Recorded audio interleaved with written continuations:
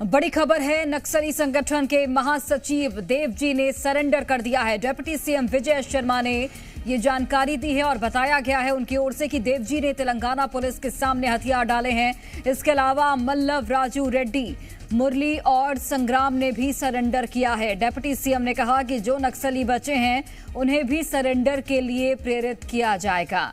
तो ये एक बड़ी सफलता, नक्सली नेता देवजी ने तेलंगाना पुलिस के सामने हथियार डाले हैं, सरेंडर कर दिया है। कई बड़ी नक्सली वारदातों में शामिल था, नक्सलियों का महासचिव यानी कि नक्सली संगठनों का महासचिव भी था और एक बड़ा नक्सली नेता देवजी। लंबे समय से ये कयास लगाए जा रहे थे कि देवजी सरेंडर कर सकता है और अब ये पुष्टि खुद डिप्टी सीएम विजय शर्मा की ओर से ये कर दी गई है और उनकी ओर से ये जानकारी दी गई है कि देवजी ने तेलंगाना पुलिस के सामने सरेंडर किया है।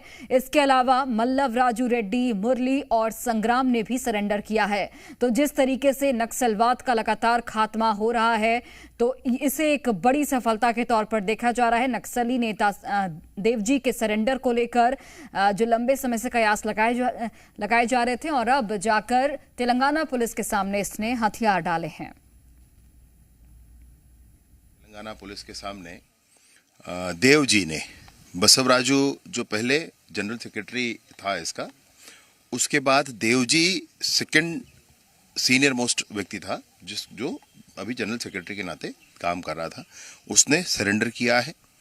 और साथ ही साथ मल्ला राजू रेड्डी जो संग्राम नाम से हमारे यहाँ छत्तीसगढ़ के विभिन्न क्षेत्रों में, विशेष रूप से गढ़चिरौली और छत्तीसगढ़ के हमारे अबूझमाड़ के क्षेत्र में दशकों से सक्रिय रहा है, उसने भी आज सरेंडर किया है।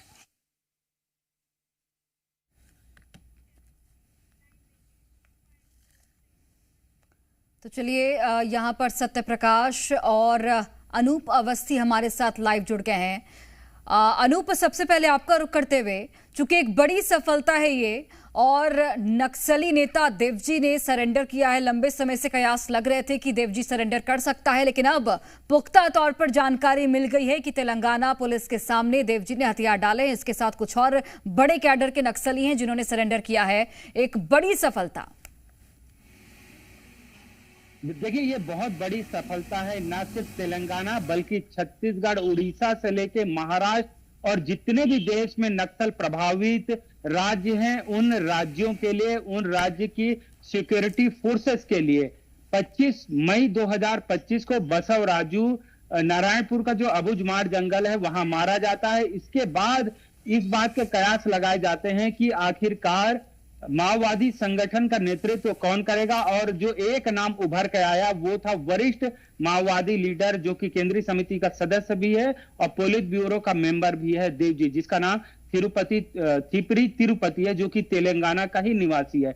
ऐसे में पिछले 9 महीने से फोर्स लगातार इसकी तलाश कर रही थी। इसके कहां होंगे, इसके कयास इसके लगाए जा रहे थे। एक तो बस्तर जो कि इन लोगों का लंबे समय तक बेस रहा है, इसके अलावा तेलंगाना और आंध्र प्रदेश, यहां पे लगातार ऑपरेशन जारी थे। और केंद्रीय गृह मंत्री अमित शाह जब 9 फरवरी को बस्तर पंडुम कार्यक्रम में हिस्सा ले रहे थे जगदलपुर में, तब उन्होंने एक बयान भी दिया था कि आवाज जानी चाहिए तेलंगाना तक जहां पर छिपे हुए बड़े कैडर के माओवादी छुपे हुए हैं। स्पष्ट संदेश था कि फोर्स को मालूम है कि आपकी लोकेशन कहां है, अगर सरेंडर नहीं करेंगे तो मारे जाएंगे। 5 दिन पहले एक बड़ा ऑपरेशन भी लॉन्च किया गया जो कि करेगुट्टा तेलंगाना के सीमा पर था। हालांकि इस ऑपरेशन को लेकर पुष्टि जो है आधिकारिक तौर पर फोर्स की तरफ से नहीं की गई, लेकिन 5 दिन बाद ये एक बड़ा अपडेट आ रहा है कि देवजी तिरुपति, जिसका ओरिजिनल नाम है संग्राम, जो कि तेलंगाना स्टेट कमेटी का प्रमुख सदस्य है और सेंट्रल कमेटी का भी सदस्य है, ये 2 प्रमुख नाम सरेंडर कर रहे हैं। इनके साथ 16 और माओवादी हैं। ये फोर्स के लिए बहुत बड़ी कामयाबी है और कहीं ना कहीं बड़ी राहत की बात है। इसके बाद अब 3 नाम ही बच गए हैं जो कि केंद्रीय समिति या पोलित ब्यूरो में है, जो कि एक है गणपति का असीम मंडल और मिसिर बेसरा। अब ये 3 प्रमुख नाम है। पिछले 2 साल में 22 बड़े कैडर के माओवादी थे जो कि केंद्रीय समिति और पोलित ब्यूरो में सक्रिय थे। इसमें से 12 मारे गए, 5 ने पहले ही सरेंडर कर दिया है, 2 अब सरेंडर कर रहे हैं, अब बच गए 3। जी बिल्कुल, जाहिर तौर पर एक बड़ी सफलता के तौर पर इसे देखा जा रहा है। सत्य प्रकाश, जब कोई इतना बड़ा नक्सली, जिसे नक्सलियों का लीडर माना जाता है और कई बड़ी घटनाओं में वो शामिल था, और अब चूंकि देवजी ने सरेंडर कर दिया है, तो इससे बाकी नक्सलियों में भी मैसेज जाता है कि जब उनका जो लीडर है वही सरेंडर कर रहा है तो उनको भी आत्मसमर्पण का ही रास्ता चुनना होगा।